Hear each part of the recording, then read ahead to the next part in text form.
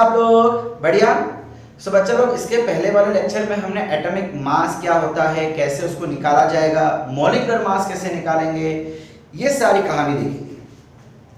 अब बच्चा लोग हमने स्टार्टिंग से देखते आ रहे हैं कि एटम क्या है ना। हमने बात की ना फर्स्ट लेक्चर में ही कि किसी भी चीज का सबसे छोटा पार्ट जिससे वो बना होता है उसको हम कहते हैं एटम।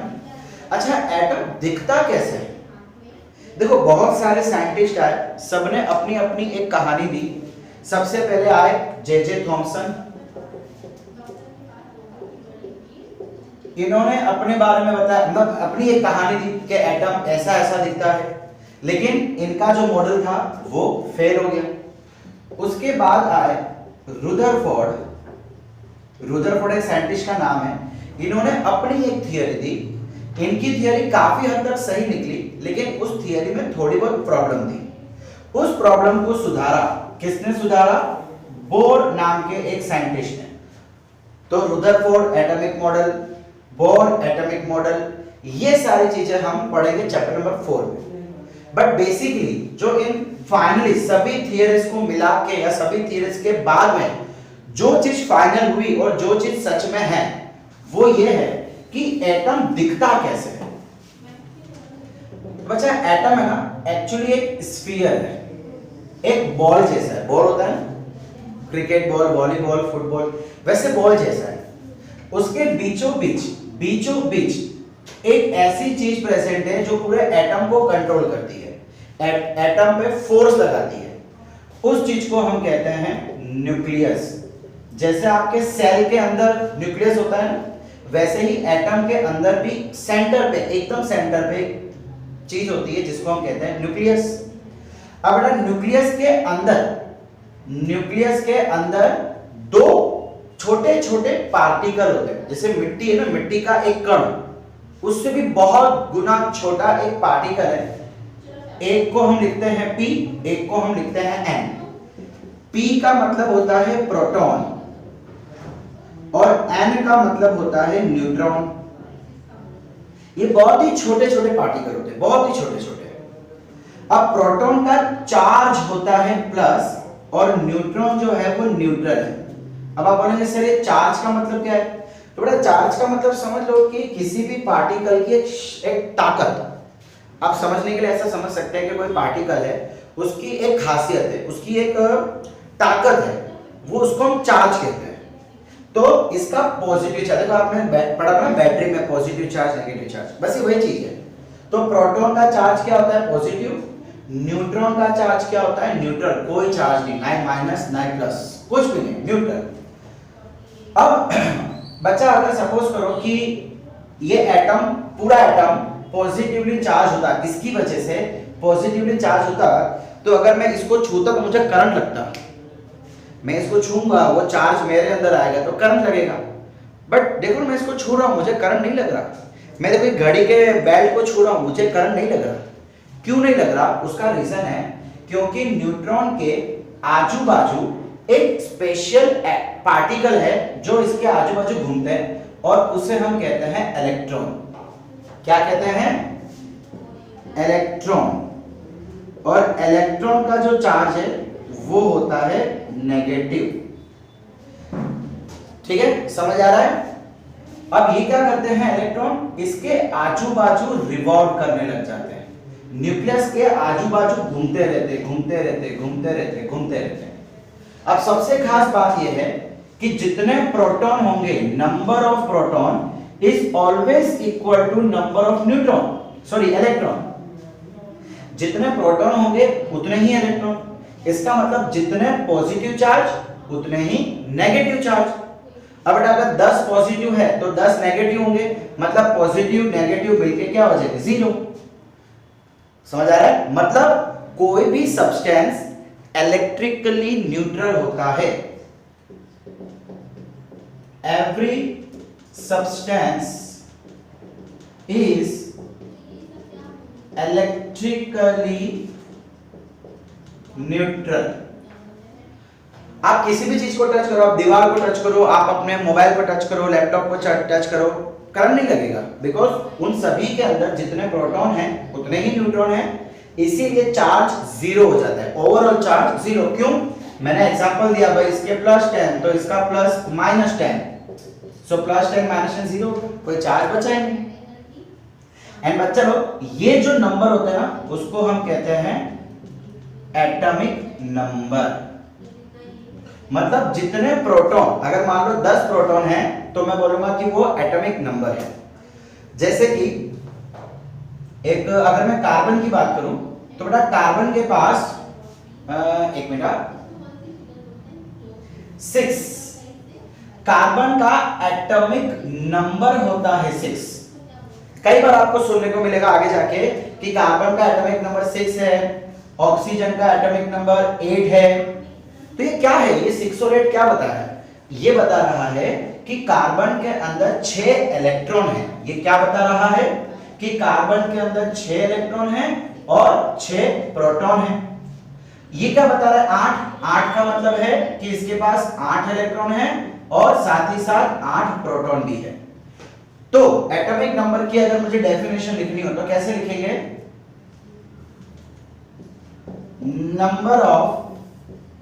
नंबर ऑफ इलेक्ट्रॉन्स और protons in an atom is called atomic number।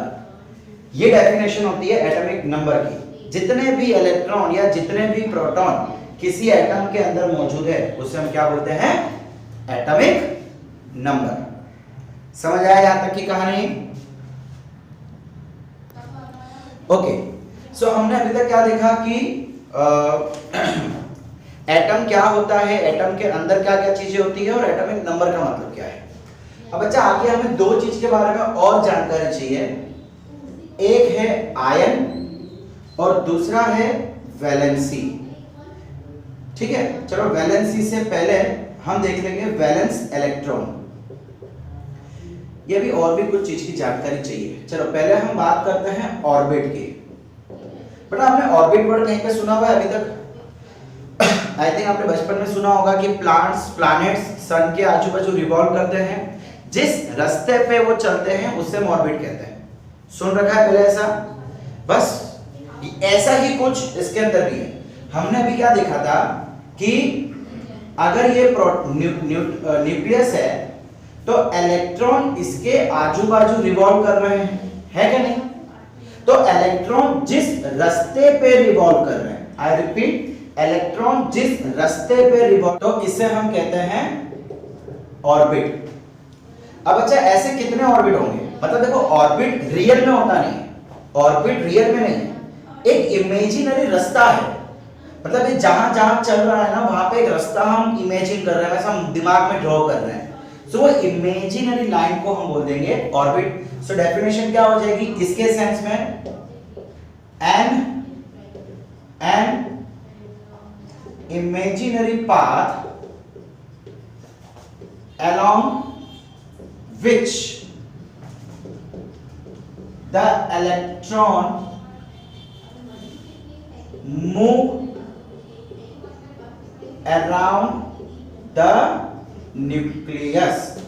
एक ऐसा इमेजिनरी रास्ता जिसके ऊपर इलेक्ट्रॉन न्यूक्लियस के आजू बाजू घूमता है उसे हम कहते हैं ऑर्बिट। अब अच्छा ऐसा जरूरी थोड़ी ना कि एक ही ऑर्बिट हो।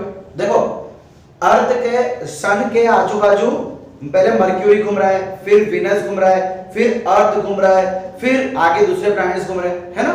सिमिलरली एक सन है और प्लैनेट्स बहुत सारे हैं, तो हो सकता है कि इसके बाहर भी कुछ इलेक्ट्रॉन चलते हो, और होता है। तो ऐसे ऑर्बिट एक नहीं, 1 2 3 4 5 6 7 कितने भी हो सकते हैं। सो जो पहला ऑर्बिट है, ध्यान से सुनना मैं क्या बोल रहा हूं, जो सबसे पहला है, जो न्यूक्लियस के तुरंत बाद है, जैसे सन के तुरंत बाद मर्क्यूरी घूमता है ना, वैसे सन के न्यूक्लियस के जस्ट बाद जो ऑर्बिट है उसे हम कहते हैं फर्स्ट ऑर्बिट।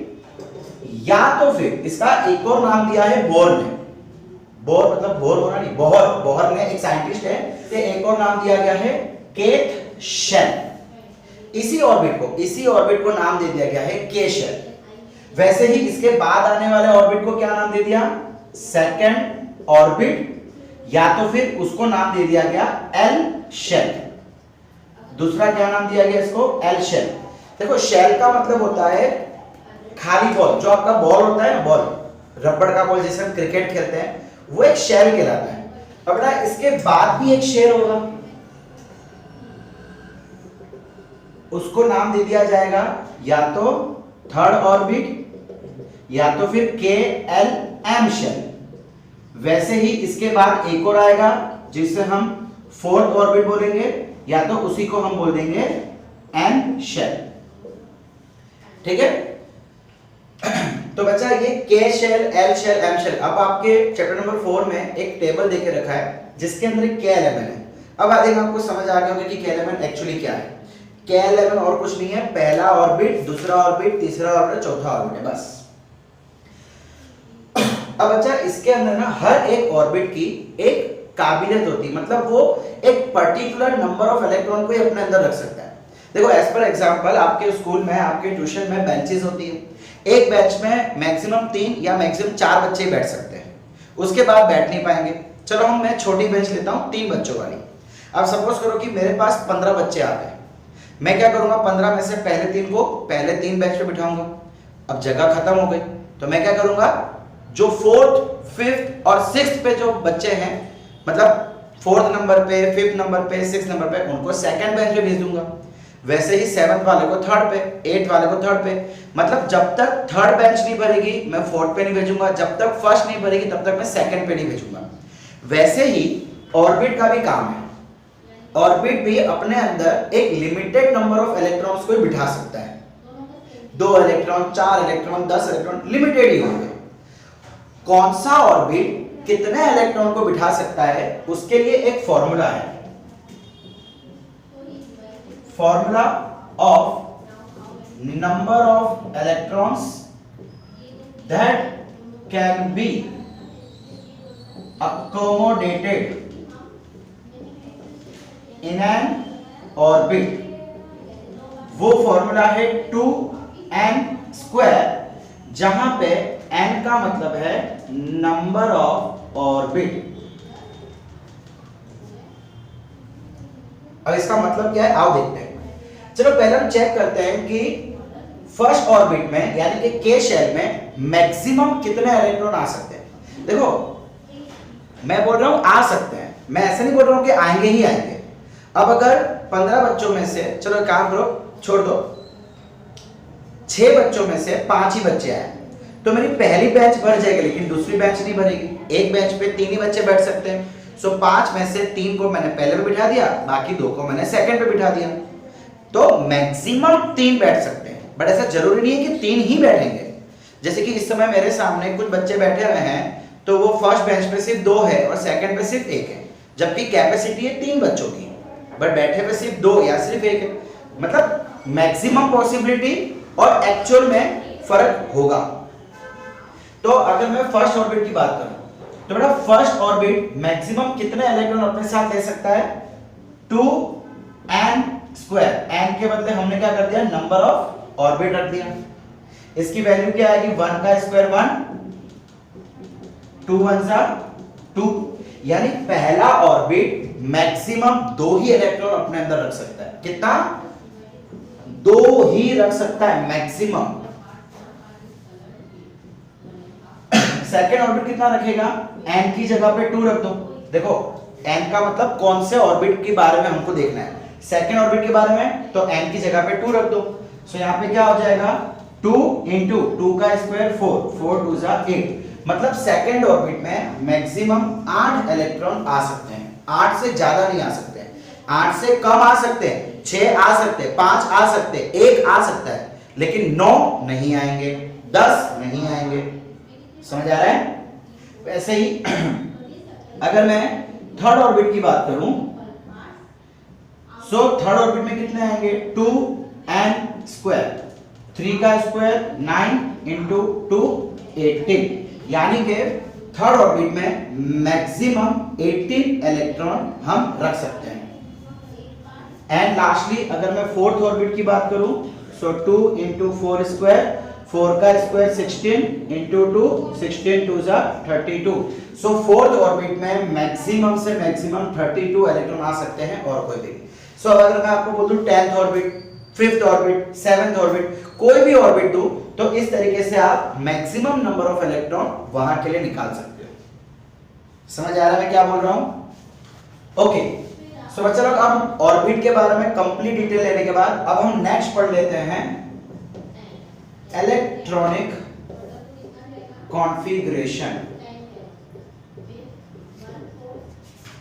क्या होता है ये इलेक्ट्रॉनिक कॉन्फ़िगरेशन? बच्चा लोग अभी हमने देखा कि अलग अलग ऑर्बिट में अलग अलग मैक्सिमम नंबर ऑफ इलेक्ट्रॉन्स आ सकते हैं, बट किसी भी एटम में एक्चुअली कितने इलेक्ट्रॉन आ रहे हैं, कौन से ऑर्बिट में कितने इलेक्ट्रॉन हैं, वो दिखाने का एक तरीका है। उस तरीके को हम कहते हैं इलेक्ट्रॉनिक कॉन्फ़िगरेशन। एग्जांपल के तौर पे मैं सबसे पहले बात करता हूं, चलिए हाइड्रोजन की। तो हाइड्रोजन के अंदर बेटा, हाइड्रोजन के अंदर सिर्फ एक ही इलेक्ट्रॉन होता है, इसका एटॉमिक नंबर 1 होता है। एटॉमिक नंबर मतलब नंबर ऑफ इलेक्ट्रॉन्स। तो इसको मैं दिखाऊंगा कैसे? एक तो ब्रैकेट करूंगा और 1 लिख दूंगा, बस खत्म। देखते जाओ, समझ आ जाएगा। अभी सपोज करो कि मैं अब बात करूं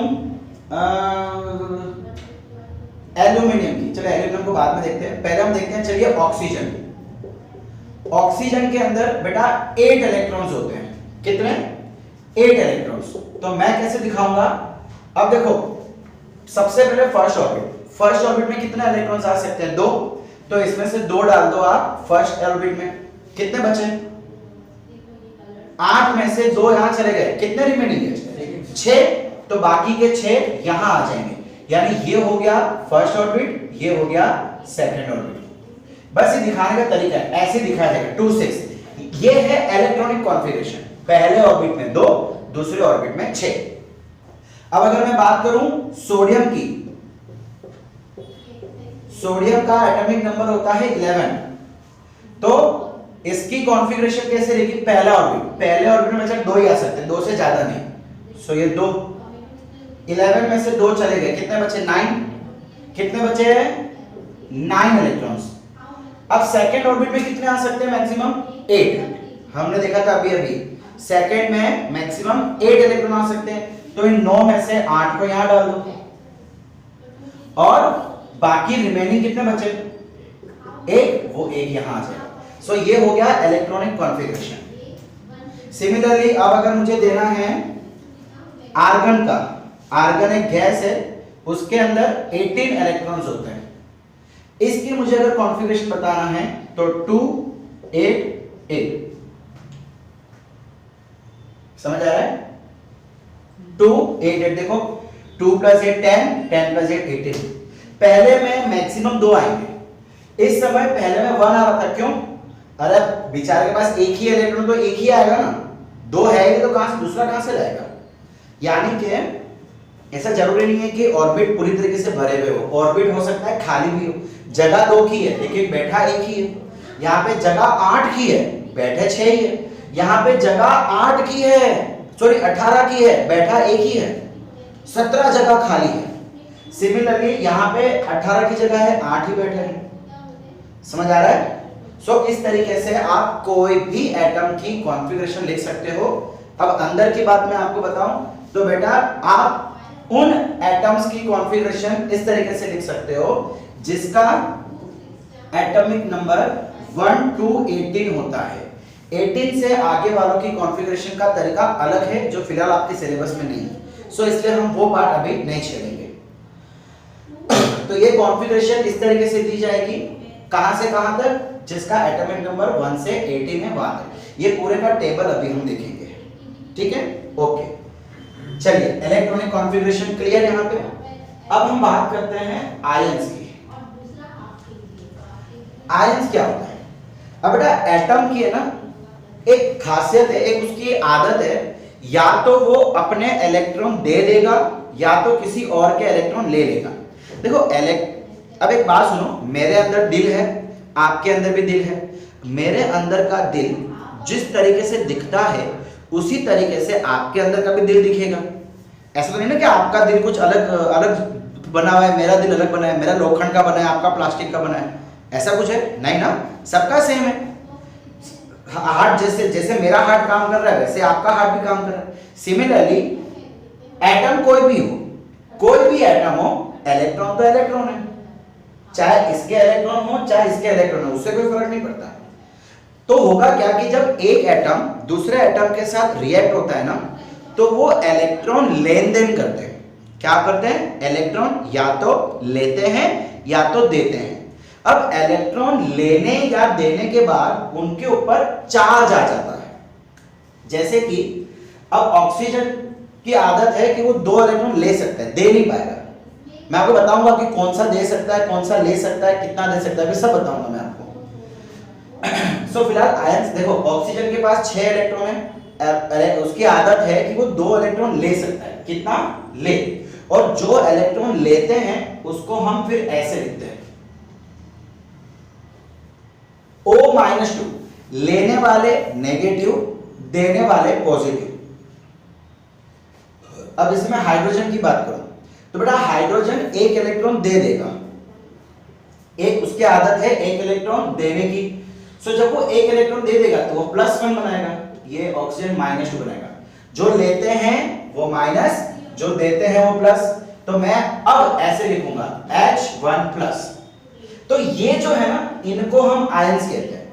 मतलब जब तक एटम न्यूट्रल था, न्यूट्रल, तब तक वो एटम कहलाता था, लेकिन जैसे ही उसने इलेक्ट्रॉन दे दिए या तो इलेक्ट्रॉन ले लिए तो वो एटम से बदल के बन जाएगा आयंस। सो इसकी डेफिनेशन कुछ ऐसे लिखेंगे हम लोग, एटम्स कैन गिव और एक्सेप्ट electrons depending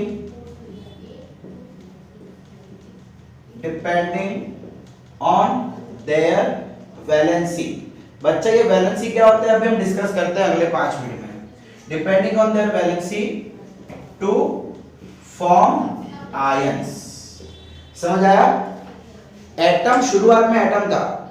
देखो जैसे कि मैं एक आदमी हूं, एक समय आएगा कि जब मेरे बच्चे आएंगे तो मैं पापा बन जाऊंगा, मेरी वाइफ मम्मी बन जाएगी, मेरी मम्मी दादी बन जाएगी, है ना? वैसे ही एटम स्टार्टिंग में एटम था, लेकिन जैसे ही उसने इलेक्ट्रॉन दे दिए या तो इलेक्ट्रॉन ले लिए तो वो बन जाएगा आयंस। अब बेटा आयंस के अंदर 2 टाइप होते हैं, 2 आयन के टाइप होते हैं। दिख रहा है, एक पॉजिटिव वाला एक नेगेटिव वाला, 2 टाइप है। सो एक को हम कहते हैं कैटायन और दूसरे को हम कहते हैं एनायन। कैटायन का मतलब पॉजिटिव चार्ज, एनायन का मतलब नेगेटिव चार्ज। मतलब ऑक्सीजन एक एनायन है, हाइड्रोजन एक कैटायन है। समझ आ रहा है? आयंस के 2 पार्ट है, एक पॉजिटिव एक नेगेटिव। तो पॉजिटिव वालों को नाम हमने दे दिया कैटायन और नेगेटिव वालों को नाम हमने दे दिया एनायन। सिर्फ नाम दे दिया है, अलग अलग करने के लिए उसको। ठीक है, तो हमने समझ लिया आयन।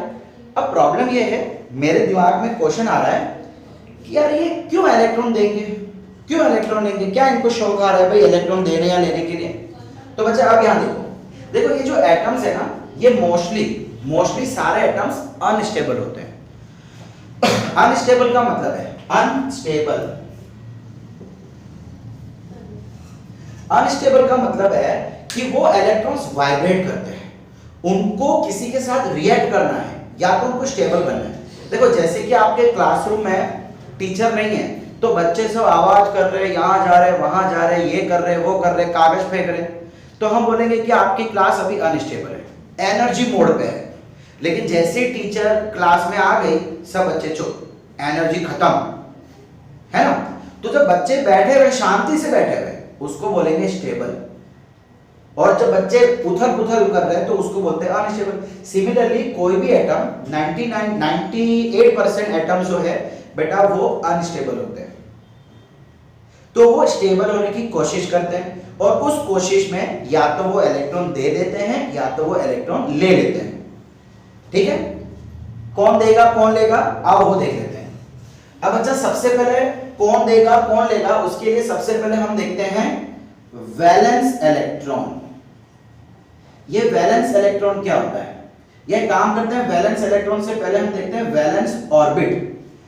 बेटा वैलेंस ऑर्बिट का मतलब होता है ऐसा ऑर्बिट जो सबसे लास्ट में आ रहा है और जिसके पास इलेक्ट्रॉन है।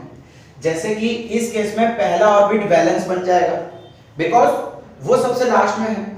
अब देखो मैं आपको एक चीज समझाऊं, यहां पे आपके क्लास में 10 बेंचेस हैं, एक रो में, एक कॉलम में, सॉरी एक कॉलम में 10 बेंच रखी हुई है। बच्चे बैठे हैं सिर्फ 8th बेंच पे, लास्ट की 2 बेंच खाली है। तो मैं बोलूंगा कि वैलेंस बेंच 8वें नंबर की है। आखिर में तो आनी चाहिए लेकिन उसके ऊपर बच्चे भी होने चाहिए। सिमिलरली ऑर्बिट तो बहुत सारे हैं लेकिन आखिर में कौन से ऑर्बिट के पास इलेक्ट्रॉन है। सपोज 5 ऑर्बिट है लेकिन इलेक्ट्रॉन पहले, दूसरे और तीसरे में ही, चौथे और 5वें में इलेक्ट्रॉन है ही नहीं, तो ये दोनों का कोई मोल नहीं है, इनको भगा दो। तो हमारा जो 3rd ऑर्बिट है वो वैलेंस ऑर्बिट बन जाएगा। यानी कि वैलेंस ऑर्बिट को हम बोल सकते हैं the outer most orbit. Outer most मतलब सबसे बाहर वाला, आउटर मोस्ट मतलब सबसे बाहर वाला।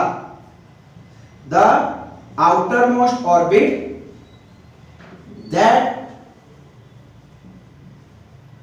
कंटेन्स इलेक्ट्रॉन्स, जिसके पास इलेक्ट्रॉन है वो। जैसे कि इसके केस में पहला ऑर्बिट वैलेंस है, दूसरा तीसरा चौथा वैलेंस नहीं है। इसके केस में दूसरा ऑर्बिट वैलेंस है, पहला वाला वैलेंस नहीं है। क्यों, आखिर में कौन आ रहा है, ये, और इसके पास इलेक्ट्रॉन भी है, तो सेकंड ऑर्बिट वैलेंस ऑर्बिट बन जाएगा। इसके पास 3rd ऑर्बिट जो तीसरा वाला ऑर्बिट है वो वैलेंस ऑर्बिट बन जाएगा। समझ आ रहा है? ओके। अब बेटा इस वैलेंस ऑर्बिट में देखो कौन से एटम स्टेबल होते हैं, सबसे पहले मैं वो बात करता हूं। तो बेटा वो सारे एटम्स स्टेबल होते हैं जिनके पास या तो 2 इलेक्ट्रॉन हैं, या तो 2 और 8 इलेक्ट्रॉन हैं, या तो 2 8 8 इलेक्ट्रॉन हैं। अगर मान लो वैलेंस ऑर्बिट, फर्स्ट ऑर्बिट ही वैलेंस ऑर्बिट है और वो पूरा भरा हुआ है, तो मैं बोलूंगा कि वो स्टेबल है। Example helium. हीलियम एक गैस है जो आपको पता है बलून आती है ना, बलून, वो गैस वाले बलून आते हैं जो उत्तरायण में बहुत देखने को मिलते हैं, उसके अंदर हीलियम गैस भरी जाती है। तो उसके अंदर 2 इलेक्ट्रॉन है, यानी कि पहला ऑर्बिट पूरा भर दिया और वही बैलेंस बन गया, तो ये एक स्टेबल है। फिर 2 8 एक स्टेबल है। 2 8 8 देखो 3rd ऑर्बिट में वैसे तो 18 इलेक्ट्रॉन मैक्सिमम आ सकते हैं, लेकिन ऐसा एक्सपेरिमेंटली देखा गया है कि जिसके 3rd ऑर्बिट में 8 इलेक्ट्रॉन ना वो स्टेबल है। स्टेबल का मतलब सन्यासी, मुझे तुझसे कुछ लेना देना नहीं, ना ही मैं तुझे भाव दूंगा ना ही मैं तेरा भाव मांगूंगा, मैं अपने आप में सन्यासी, बस। समझ आ रहा है? वो किसी के साथ मेल जोल नहीं करेगा। आपका गोल्ड पहनते हो ना आप, वो स्टेबल है। वो देखो गोल्ड को कुछ भी नहीं होता, आप गोल्ड पहन के नहाते हो, हाथ धोते हो, मम्मी आटा गूंथती है, सब कुछ होता है। पापा अगर कोई काम कर रहे हैं, मेहनत वाला काम जिसमें हाथ गंदे हो रहे हैं, तो गोल्ड पहन के हाथ भी गंदे कर रहे हैं, गोल्ड को कुछ नहीं हो रहा, बिकॉज गोल्ड किसी के साथ रिएक्ट करता ही नहीं है। गोल्ड एक स्टेबल है। सो बच्चा लोग, ये सिचुएशन जिसके अंदर आती है उन्हें हम कहते हैं स्टेबल एटम, या तो फिर इसका एक और नाम है ऑक्टेट स्टेट। इसका एक और नाम दे दिया, क्या? Octet state. So octet state का मतलब क्या है कि जब आपका एटम स्टेबल हो, जब उसके आउटर मोस्ट में, आखिर वाले ऑर्बिट में या तो 2 या तो 8 इलेक्ट्रॉन आ रहे हो, तो उससे हम कहते हैं स्टेबल या तो ऑक्टेट स्टेट। समझ आया? देखो आयंस क्या होते हैं, जो एटम जो इलेक्ट्रॉन देते हैं या लेते हैं, तो वो एटम अपने आप को आयंस में कन्वर्ट कर लेते हैं क्योंकि उनके ऊपर चार्ज आ जाता है। तो पॉजिटिव चार्ज वाले को कैटायन, नेगेटिव को एनायन। अब ये देते क्यों हैं? बिकॉज ये अनस्टेबल होते हैं। तो कौन कौन से स्टेबल होते हैं? जिसके पास इलेक्ट्रॉनिक कॉन्फ़िगरेशन ये वाली होती है। अब वैलेंस ऑर्बिट का मतलब हमने देखा कि जो सबसे आखिर में आ रहा है और जिसके पास इलेक्ट्रॉन भी है। अब फाइनली मैं बात करता हूं वैलेंसी की। अब अच्छा, वैलेंसी आज का हमारा आखिरी टॉपिक होगा। सो मुझे पता है आप सब लोग यही सोच रहे होंगे सर कब खत्म करोगे। सो ये हमारा आखिरी टॉपिक होगा आज के लिए। अब वैलेंसी के साथ साथ एक और क्वेश्चन हम देखेंगे कि सर कौन सा एटम इलेक्ट्रॉन देगा, लेगा, और देगा तो कितने देगा, लेगा तो कितने लेगा, ये कैसे पता लगेगा? तो बच्चा उसका एक तरीका है, मैं आपको बताता हूं। ठीक है, चलिए काम करते हैं, इसको यहां लिखते हैं ऊपर। अब बच्चा ऐसा देखा गया है कि जिसके आउटर मोस्ट ऑर्बिट में, आउटर मोस्ट ऑर्बिट में 1, 2 या 3 इलेक्ट्रॉन हो, तो बेटा वो इलेक्ट्रॉन देने का काम करते हैं। वो क्या काम करेंगे? इलेक्ट्रॉन देने का काम करेंगे। एक काम करो, जिसको स्क्रीनशॉट लेना है ले लो, इसका मैं मिटाऊं, इसको मिटा रहा हूं बेटा, तो जिसको भी स्क्रीनशॉट लेना है फटाफट ले लो। 1 2 3 4 एंड 5। चलिए, ये इलेक्ट्रॉनिक कॉन्फ़िगरेशन थी जिसमें हमने देखा कि पहले में सिर्फ 2, दूसरे में सिर्फ 8 और तीसरे में 18 इलेक्ट्रॉन आ सकते हैं, और उसके हिसाब से हम इलेक्ट्रॉन को अरेंज करते हैं। मैंने आपको बेंच का एग्जांपल दिया था, उसके लिए याद रखना। ओके, तो बेटा जिसके आखिर वाले ऑर्बिट में 1, 2 या 3 इलेक्ट्रॉन आ रहे हैं, वो इलेक्ट्रॉन देने का काम करेंगे, विल डोनेट या गिव इलेक्ट्रॉन, वो इलेक्ट्रॉन दे देंगे। और देने के बाद या तो वो +1 बन जाएंगे, या तो वो +2 बन जाएंगे, या तो वो +3 बन जाएंगे। अगर 1 इलेक्ट्रॉन होगा तो 1 देगा, 2 इलेक्ट्रॉन होंगे तो 2 देंगे, 3 इलेक्ट्रॉन होगा तो 3 दे देंगे। और जितने देते हैं उतने ही पॉजिटिव चार्ज, देने वाले प्लस, 1 देगा तो 1 प्लस, 2 देगा तो 2 प्लस, 3 देगा तो 3 प्लस। ठीक है, ये वैलेंस ऑर्बिट भी जाने देता हूं। अब अगर आउटर मोस्ट ऑर्बिट में अगर 6, 5 या 6 या 7 इलेक्ट्रॉन है, देखो बेटा एक्चुअली कोशिश क्या करते हैं, ये जो अनस्टेबल होते हैं ना, वो स्टेबल की तरफ जाने की कोशिश करते हैं। सो वो कोशिश करते हैं कि हमारे पास या तो 2 हो, आखिर में 2 हो, या आखिर में 8 हो। सो ये कोशिश में वो लोग छोड़ देते हैं लड़के इतने। अब अगर मान लो जिसके पास 5 इलेक्ट्रॉन है, 5, 6 और 7 वाले इलेक्ट्रॉन लेने की कोशिश करते हैं। 1 2 3 जिसके आखिर में 1 2 3 आता है वो देने का काम करते हैं, और जिसके आखिर में 5 6 7 आता है वो लेने का काम करते हैं। अब इसको मुझे 8 बनाना है। चलो सबसे पहले मैं लिख देता हूं, विल एक्सेप्ट लेंगे, विल एक्सेप्ट द इलेक्ट्रॉन। अब अगर वो देखो ये 5 वाला है, तो बड़ा 5 वाले को 8 बनाना है, कितने इलेक्ट्रॉन की जरूरत है? 3। अरे बेटा आउटर मोस्ट ऑर्बिट में 5 इलेक्ट्रॉन है, मुझे उसको 8 बनाना है, तो कितने इलेक्ट्रॉन ऐड करने पड़ेंगे? तो वो 5 का 8 हो जाएगा, 6 7 8, 3 इलेक्ट्रॉन, मतलब उसकी वैलेंसी हो जाएगी -3।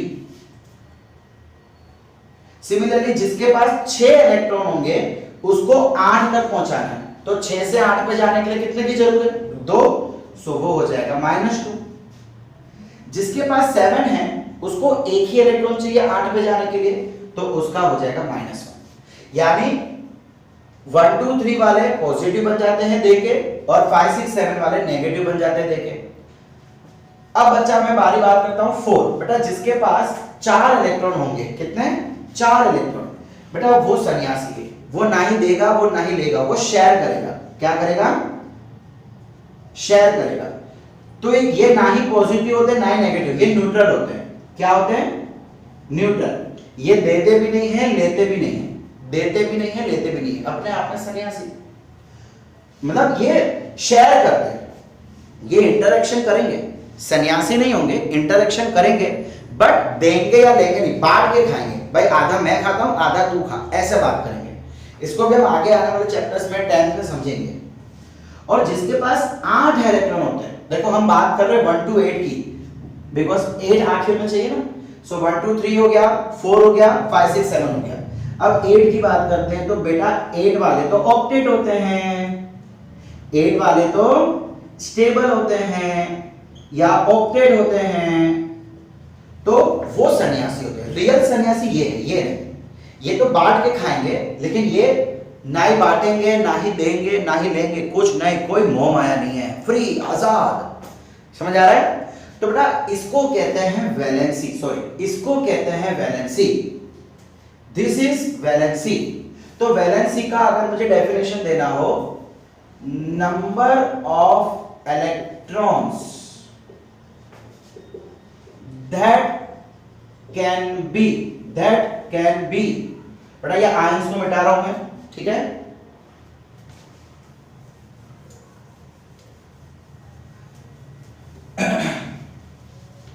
that can be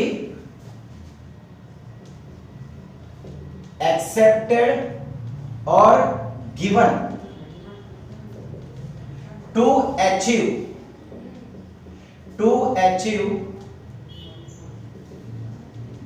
octet state is called valency. मतलब जितने इलेक्ट्रॉन या तो दिए जा रहे हैं या तो लिए जा रहे हैं, उन्हें हम कहते हैं वैलेंसी।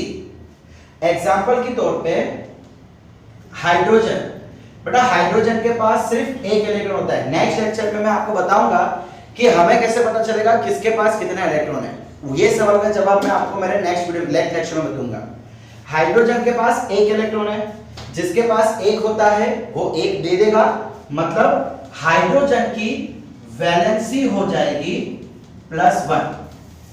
हाइड्रोजन की वैलेंसी +1। इसके बाद है हीलियम। हीलियम के पास 2 इलेक्ट्रॉन है, बेटा सन्यासी है, ऑक्टेट है, ना ही देगा ना ही लेगा, कोई वैलेंसी होगी नहीं, 0 बोल सकते हो आप। कितनी वैलेंसी होगी? 0, ना ही देगा ना ही लेगा। फिर आता है लिथियम। लिथियम के पास 3 इलेक्ट्रॉन है। इसको बेटा इसका कॉन्फ़िगरेशन कैसा होगा? 2 1 है क्या नहीं? सो 1 वाले देने का काम करते हैं, मतलब इसकी वैलेंसी हो जाएगी +1। अब मैं बात करता हूं ऑक्सीजन की। तो बेटा ऑक्सीजन के पास 8 इलेक्ट्रॉन होते हैं, पहले में 2, दूसरे में 6। कितने की जरूरत है इसको? 6। 2 लेगा, ये 2 देगा नहीं, ये 2 लेगा। सो इसकी हो जाएगी वैलेंसी -2। कितनी हो जाएगी? -2। अब बेटा अगर मैं एल्यूमिनियम की बात करूं, सो एल्यूमिनियम के पास इलेक्ट्रॉन्स होते हैं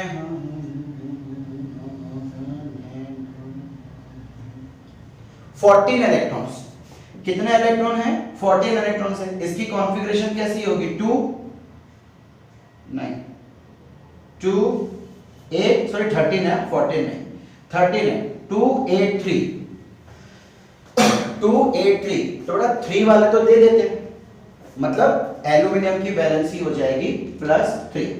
तो इस तरीके से आप किसी भी एटम की वैलेंसी निकाल सकते हो डिपेंडिंग कि उसके आउटर मोस्ट ऑर्बिट में कितने इलेक्ट्रॉन्स हैं। ये आउटर मोस्ट ऑर्बिट, ये आउटर मोस्ट में देखो बेटा आखिरी वाले में देखना है, अंदर वाले को नहीं देखना, सबसे लास्ट में जो आ रहा है उसको देखना है। उसके अंदर जितने इलेक्ट्रॉन्स होंगे उसके डिपेंडिंग या तो वो इलेक्ट्रॉन देगा, देने पे प्लस बन जाएगा, या तो वो लेगा, लेने पे माइनस बन जाएगा। और जितने इलेक्ट्रॉन देगा या जितने इलेक्ट्रॉन लेगा वही उसकी वैलेंसी बन जाएगी। So definition, number of electrons that can be accepted और गिवन। ऐसे नंबर ऑफ इलेक्ट्रॉन, जितने इलेक्ट्रॉन लिए जाएंगे या दिए जाएंगे उसे हम कहते हैं valency. To achieve the octet state. ये सब क्यों हो रहा है? लेन देन क्यों हो रहा है? ऑक्टेट पाने के लिए। मोक्ष, ऑक्टेट मतलब मोक्ष, स्टेबल। समझ आ रहा है? तो मोक्ष पाने के लिए मतलब स्टेबल होने के लिए जो चीज की जाती है, जितने इलेक्ट्रॉन दिए या लिए जाते हैं उसे हम कहते हैं वैलेंसी। ठीक है बच्चा लोग। सो आज के लिए ये लेक्चर हम यहीं तक रखते हैं। आज हमने छोटी छोटी लेकिन बहुत सारी बातें की है। सो अगले लेक्चर में जब आप आए तो प्लीज इन सब चीजों को पढ़ के आइएगा, रिवाइज करके आइएगा, बिकॉज इसके डिपेंडिंग हम एक टेबल देखने वाले हैं। बड़ा देखो आपकी बुक में ना इतना डिटेल में कुछ भी नहीं दिया है, कुछ भी डिटेल में नहीं दिया है, बस टेबल दे दिया, ये वैलेंसी ये समझाया कुछ भी नहीं है। हमने आपको बहुत ही अच्छे से समझाया है चीजों को, तो प्लीज उसे एक बार पूरा गो थ्रू करेंगे तो ही आपको समझ आएगा, वरना नहीं। ठीक है बच्चा लोग। सो आगे के लिए पढ़ते रहिए, एंजॉय करते रहिए। Thank you.